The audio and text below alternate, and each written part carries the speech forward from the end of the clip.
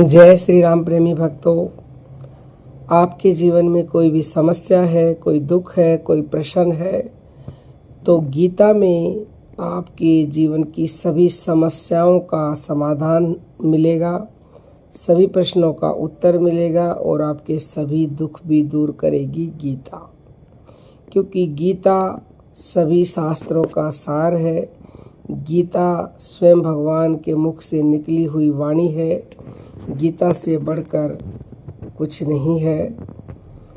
तो शॉर्ट में जानेंगे कि किस तरह से गीता आपके तमाम दुखों को दूर करेगी। देखिए, भगवान श्री कृष्ण कहते हैं कि व्यर्थ में चिंता क्यों करते हो और व्यर्थ में किसी से क्यों डरते हो। कौन तुम्हें मार सकता है? क्यों? क्योंकि तुम शरीर नहीं हो, तुम आत्मा हो और आत्मा न पैदा होती है न मरती है। तुम तो अजर अमर अविनाशी हो। इसलिए किसी से भी मत डरो और किसी भी प्रकार की तुम चिंता मत करो। नंबर 2, भगवान कहते हैं कि जो हुआ है वह अच्छा हुआ है, जो हो रहा है वह भी अच्छा ही हो रहा है और जो भविष्य में होगा वह भी अच्छा होगा। तुम भूतकाल का पश्चाताप न करो, भविष्य की चिंता न करो। वर्तमान चल रहा है, तुम्हारा क्या गया जो तुम रोते हो। तुम क्या लाए थे जो तुमने खो दिया। तुमने क्या पैदा किया था जो नाश हो गया। न तुम कुछ लेकर आए, जो लिया यहीं से लिया, जो दिया यहीं पर दिया, जो लिया इसी भगवान से लिया, जो दिया इसी को दिया। खाली हाथ आए, खाली हाथ चले। जो आज तुम्हारा है कल किसी और का था, परसों किसी और का होगा। तुम इसे अपना समझकर मगन हो रहे हो। बस यही प्रसन्नता तुम्हारे दुखों का कारण है। नंबर 3, परिवर्तन संसार का नियम है। जिसे तुम मृत्यु समझते हो वही तो जीवन है।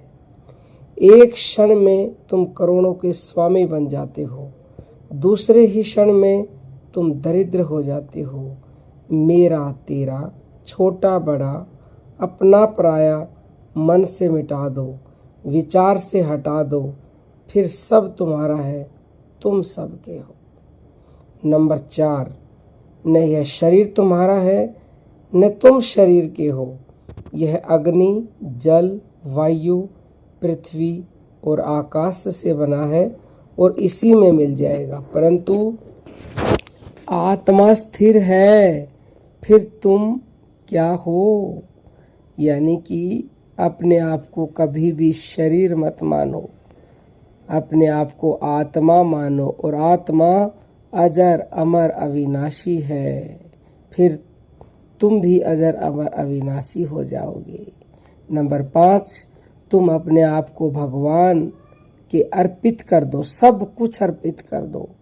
यही सबसे उत्तम सहारा है। जो इस सहारे को जानता है वह भय, चिंता, शोक से हमेशा के लिए मुक्त होता है।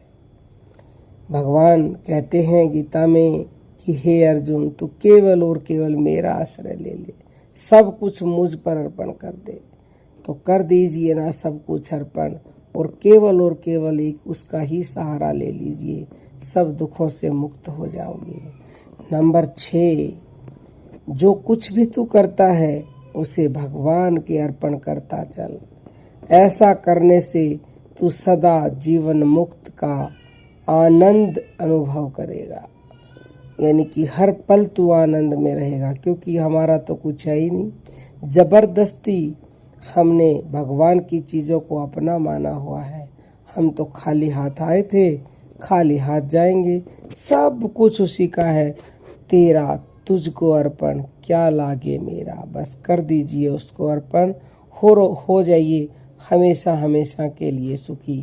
तो ये था गीता का सार।